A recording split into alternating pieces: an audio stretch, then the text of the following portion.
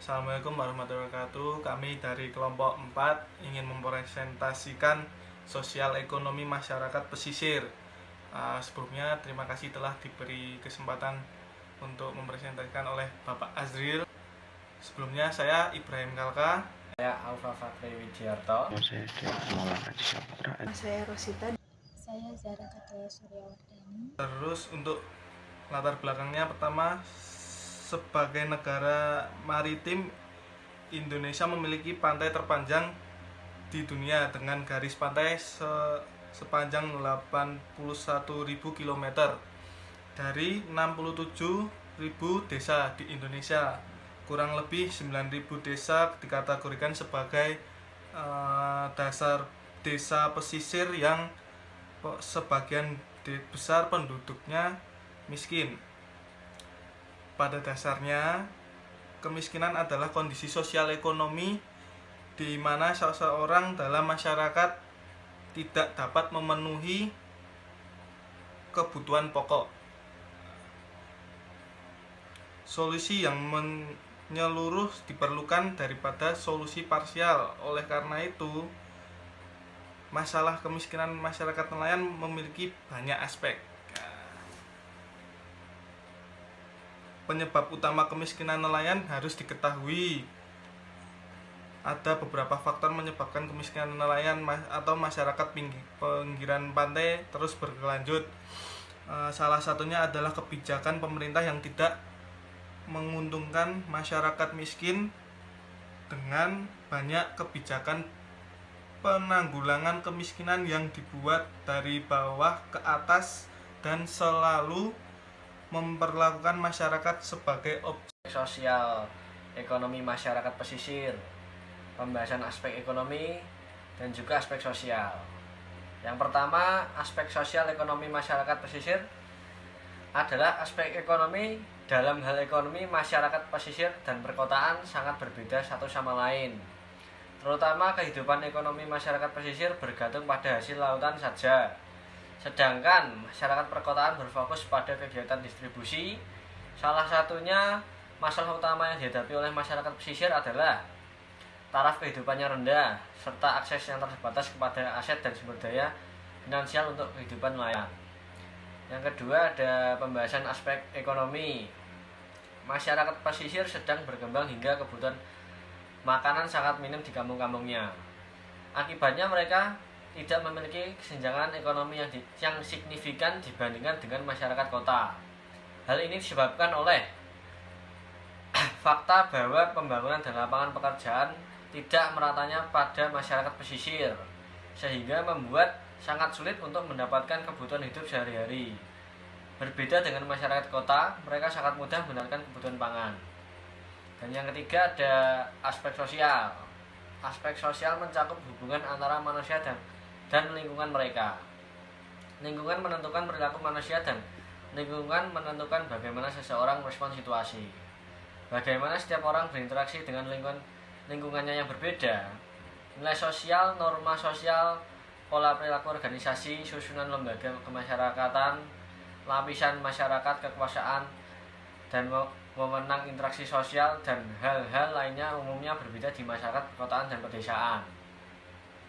Kota adalah pusat kekuasaan, kekayaan, dan pengetahuan bagi masyarakat pesisir. Artinya, hanya orang kaya dan berpendidikan tinggi seperti masyarakat kota yang berkuasa, sedangkan masyarakat pesisir tidak dapat berkuasa karena mereka bodoh dan miskin. Oleh karena itu, laut adalah yang berkuasa karena masyarakat pesisir bergantung pada laut sebagai sumber kebutuhan hidup mereka. Pembahasan aspek sosial. Karena garis keturunan yang berbeda, ada perbedaan dalam hal nilai sosial, pola perilaku, organisasi, interaksi sosial, kekuasaan, dan wewenang antara masyarakat pesisir dan perkotaan. Banyak dijelaskan tentang kesenjangan sosial. Masalah kesenjangan adalah masalah keadilan yang berhubungan dengan sosial. Pendapat sebelumnya menyatakan bahwa kesenjangan ekonomi dan sosial saling berkaitan karena interaksi sosial dan di masyarakat perkotaan selalu dipengaruhi oleh ekonomi.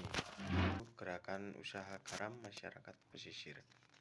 Dari segi pemberdayaan ekonomi, Dinas Kelautan dan Perikanan berusaha mewujudkan masyarakat perikanan yang termotivasi, terampil, dan kooperatif, dan kreatif melalui program pemberdayaan ekonomi masyarakat pesisir (PEMP). Ini dicapai melalui pembinaan kelembagaan nelayan dan masyarakat pesisir, pendampingnya pemberdayaan usaha garam rakyat, pugar, dan kerjasama perikanan.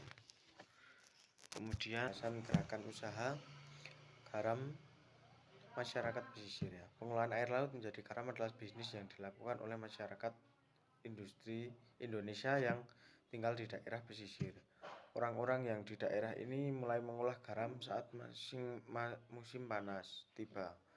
Penggunaan garam sangat penting dalam kehidupan manusia karena digunakan sebagai penambah rasa pada makanan, termasuk dalam industri makanan skala besar.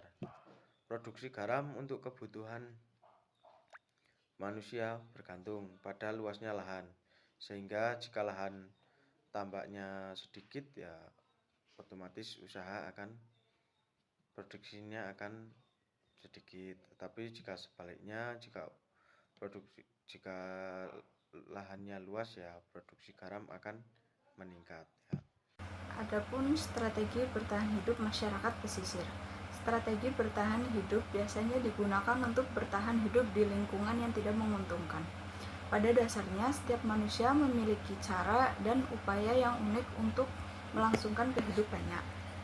Metode yang digunakan seseorang untuk bertahan hidup disebut sebagai strategi bertahan hidup.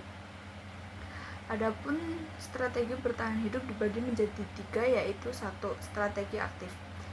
Masyarakat nelayan telah menggunakan strategi bertahan hidup aktif, yaitu serangkaian tindakan yang diambil oleh keluarga nelayan untuk memaksimalkan potensi mereka dan sumber daya yang mereka miliki untuk mendapatkan penghasilan tambahan untuk memenuhi kebutuhan sehari-hari. Contohnya yaitu pekerjaan samping. Nelayan memilih untuk melakukan pekerjaan sampingan saat tidak melaut untuk memenuhi kebutuhan hidupnya. Bekerja sampingan digunakan untuk memperoleh penghasilan tambahan, sehingga nelayan mampu untuk mencukupi kebutuhan rumah tangga. Untuk memenuhi kebutuhan sehari-hari, nelayan tidak bisa berdiam diri dengan mengandalkan pekerjaan di laut. Nelayan melakukan pekerjaan sampingan dengan menjadi kuli bangunan dan bekerja serabutan. Nelayan rela melakukan pekerjaan apapun demi memenuhi kebutuhan sehari-hari. Pendapatan yang diperoleh nelayan juga bervariasi, tergantung pekerjaan yang dilakukannya. Contoh pekerjaan sampingan yang biasa dilakukan oleh nelayan yaitu menjadi kuli bangunan, kerja di bengkel, ngerakat, bersih-bersih, ataupun potong rumput. Pekerjaan tersebut dilakukan demi memenuhi kebutuhan sehari-hari seperti membeli beras dan membeli bahan makanan. Meskipun penghasilan yang didapatkan tidak terlalu banyak, tapi dapat memenuhi kebutuhan yang dibutuhkan oleh keluarga nelayan.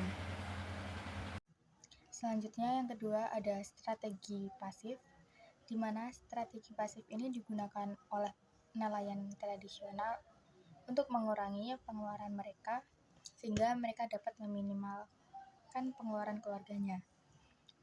Yang berarti mereka tidak akan boros, menghemat, ataupun meminimalkan pengeluaran seperti sandang, pangan, pendidikan, dan lain-lainnya.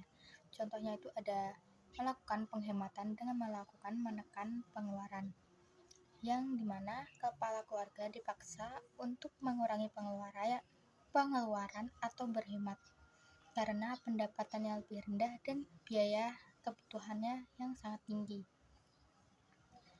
Mereka juga memilih untuk mengurangi pengeluaran keluarga seperti sandang sebagai cara pasif untuk mengimbangi pendapatan mereka dan pengeluaran rumah tangganya. Selanjutnya yang ketiga itu ada strategi jaringan. Dengan memanfaatkan jaringan sosial ini, strategi bertahan hidup jaringan ditetapkan. Strategi ini memanfaatkan jaringan sosial untuk menjalin relasi, baik itu formal maupun informal, dengan lingkungan sosial dan kelembagaannya. Jaringan sosial sangat berguna untuk memenuhi kebutuhan yang mendesak. Contohnya yaitu ada bantuan pemerintah, yang dimana memiliki relasi sosial dengan pemerintah dapat membantu nelayan untuk memenuhi kebutuhan hidup keluarganya, seperti yang dinyatakan oleh informan kunci G, yaitu nelayan dapat bantuan seperti bantuan PKH. Berdasarkan hasilnya, nelayan mendapatkan bantuan dari pemerintah yang dapat digunakan untuk membeli kebutuhan pokoknya. Nelayan juga mendapatkan bantuan dari pemerintah yang dapat digunakan untuk selain bantuan uang dan sembako. Jadi kesimpulannya yaitu terdapat kesenjangan ekonomi yang signifikan antara masyarakat pesisir dan masyarakat perkotaan. Interaksi sosial di masyarakat pesisir sangat dipengaruhi oleh kondisi ekonomi yang sangat terbatas. Kemudian adapun program seperti pemberdayaan usaha garam rakyat atau PUGAR yang menunjukkan upaya untuk meningkatkan keterampilan dan motivasi masyarakat pesisir meskipun tantangannya masih ada. Kemudian nelayan di daerah pesisir juga menerapkan beberapa strategi bertahan hidup, baik itu aktif maupun pasif, untuk memenuhi kebutuhan sehari-harinya. Sekian presentasi kelompok kami. Bila ada kesalahan mohon dimaafkan. Sekiranya apakah ada pertanyaan? Jika ada pertanyaan bisa ditanyakan pada kolom komentar ya guys. Wassalamualaikum warahmatullahi wabarakatuh.